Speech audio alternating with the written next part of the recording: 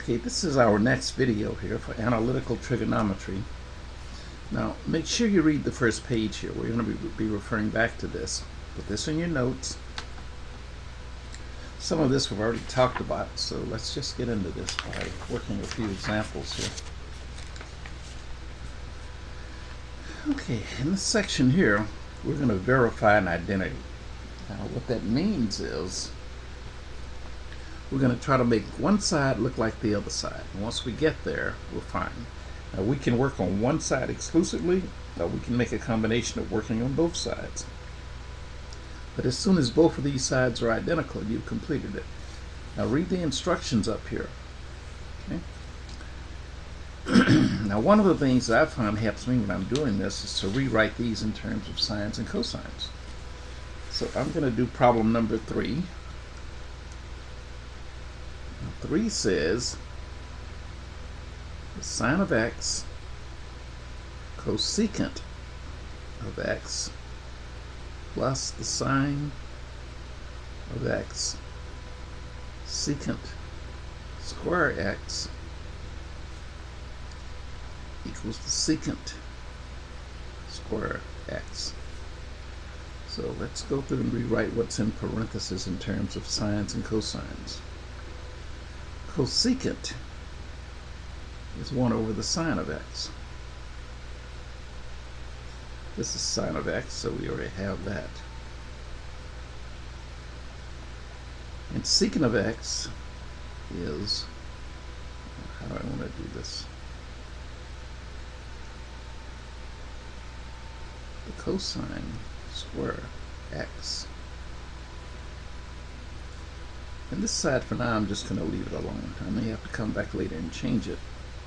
Well, the sine of x times 1 over the sine of x is just the sine of x over the sine of x. This gives me sine square x over the cosine square x equals secant square x. Now sine of x divided by sine of x is just 1. Sine over cosine is tangent, so this is tangent square x.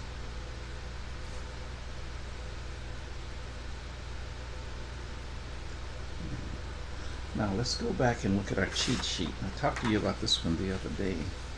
This is where we have some identities. What we're looking for, the Pythagorean identities.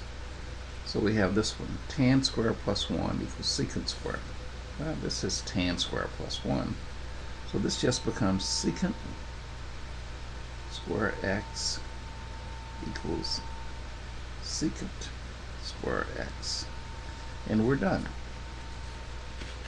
Okay, that's not too bad. Let's do another one here. Let's do number 5.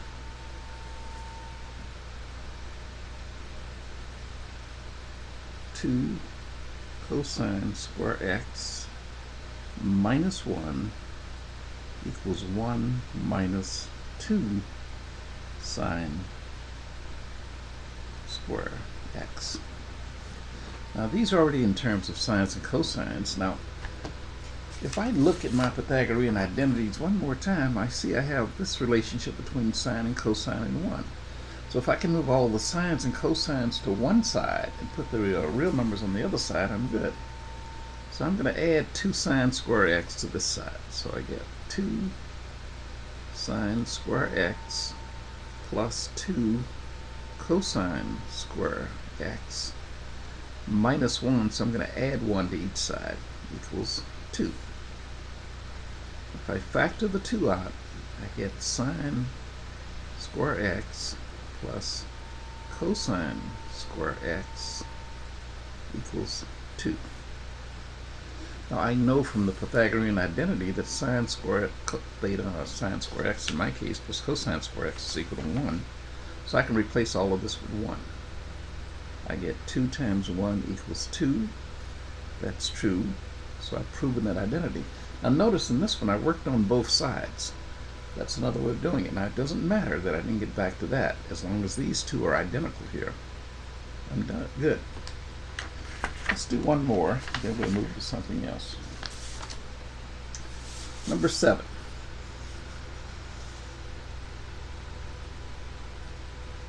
Cotan x over cosecant x equals cosine x. Now the cotangent I'm going to rewrite in terms of sines and cosines. This is just the cosine of x divided by the sine of x. And the cosecant of x is 1 over the sine of x. And you might remember when you're dividing these compound fractions here, you invert the denominator and multiply. So this becomes cosine x over sine x times sine x over 1. This cancels out, and I'm just left with cosine x equals cosine x. And you're done. Okay, that's not too complicated. Let's do one that looks a little ugly. Let's do number 13 here. A new sheet of paper, because I may not have enough room for that. Now, 13 says 1 over 1 minus sine x plus 1 plus sine x equals 2 secant square x. I need to simplify this, but if you notice, each of these terms has a different denominator. So I can find a common denominator by multiplying the other term by the denominator of the second term or the first term. So I'm going to do 1 minus sine x over 1 minus sine x times 1 over, now let's make this a plus. So I'm going to take this denominator times all of that, then this denominator times all of this. 1 minus sine x. And then do the same thing here. I'll take this denominator times all of this. And write it a little differently on this one. It doesn't matter how you write it here, as long as you keep track of the algebra process.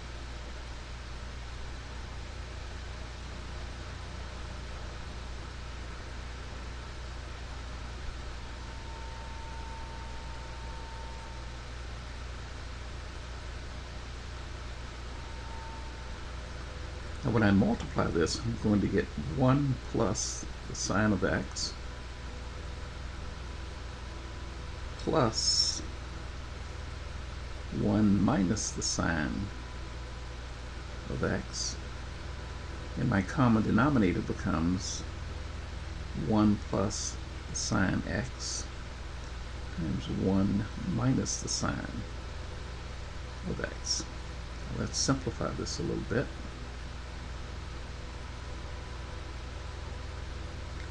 The sines cancel out. I'm just left with 2.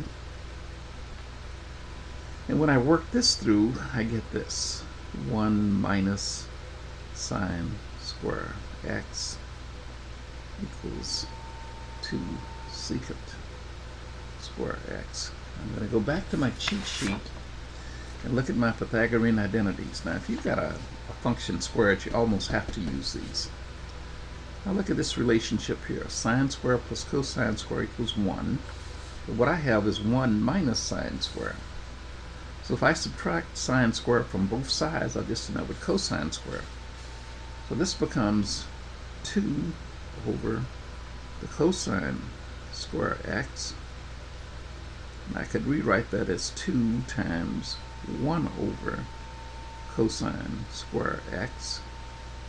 But that's just the same as 2 times the secant square x, which is 2 secant square x. And you can't see all of that, so there it is there. I'll leave it there for a minute so you can kind of look at the notes and catch up. Okay. Now, let's look at this. Now, for this one, we're going to still need the cheat sheet. We need the unit circle part of that.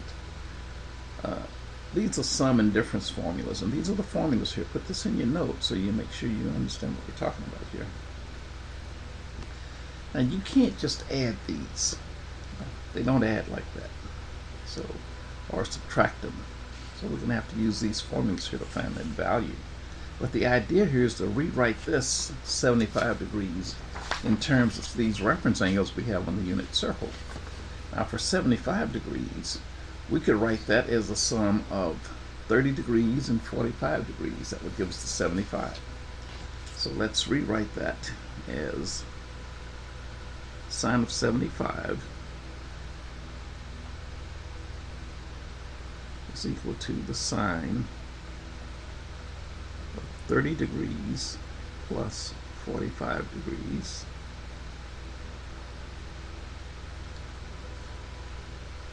and that's going to be the sine of 30 degrees times the cosine of 45 degrees plus the cosine of 30 degrees times the sine of 45 degrees. Now, in this case here, A is going to play the role of 30 degrees and B is going to be 45 degrees. So then I just follow the formula here. Now you want exact values here. It's asking you for that. The sine of 30 degrees is 1/2. The sine of 45 of the cosine of 45 degrees is the square root of 2 over 2.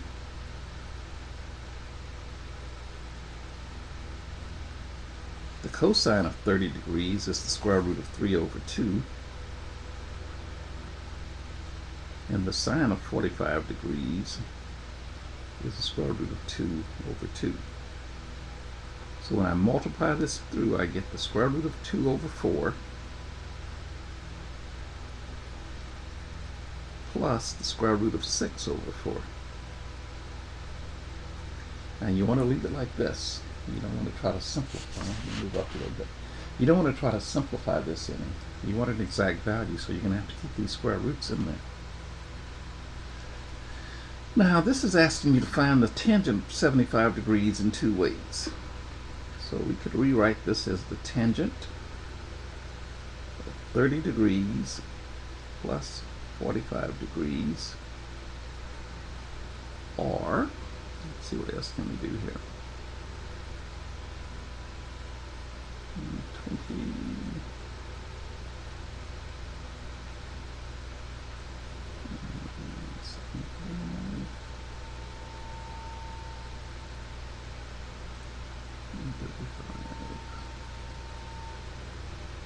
Okay, or we could write this as the tangent of 135 degrees minus 60 degrees. Now what I did is I just looked for a combination of these standard angles here that would give me 75. So I can add 30 and 45. That's the first way of doing it. Set two ways here. Second way would be just taking the 135 and subtracting 60 from it, and that would give me 75 degrees. And then I would use these formulas here. Now I'm not going to work these through, I just want to show you how to set it up. Just put these numbers in here and work it through. Hey.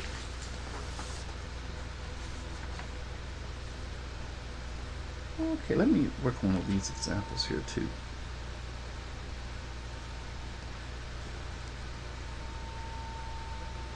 Actually, I think you can probably do those.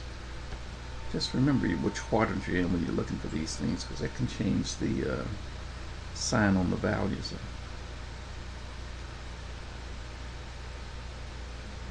Okay, I think you're okay with that. If you're not, just bring it up and I'll work a couple of examples for you.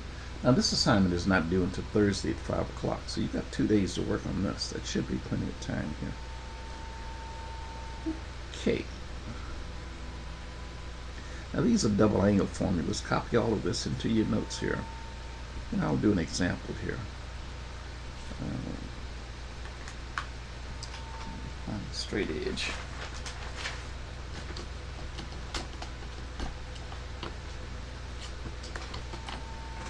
Let me do it on some larger paper here. I'm doing example 2.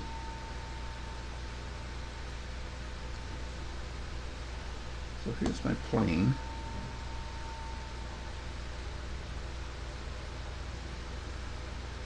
in the first quadrant.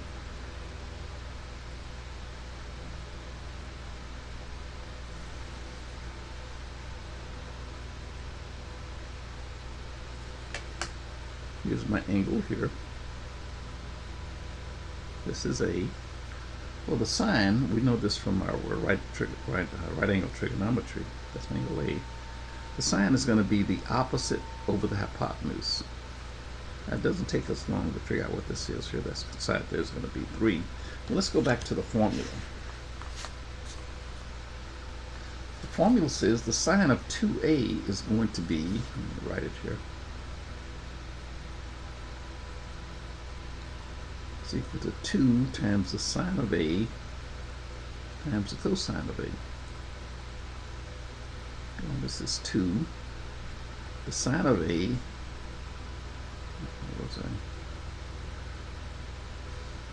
is 4/5, and the cosine of A is 3/5. So this becomes 2 times 12 over 25, which is 24 over 25. Okay.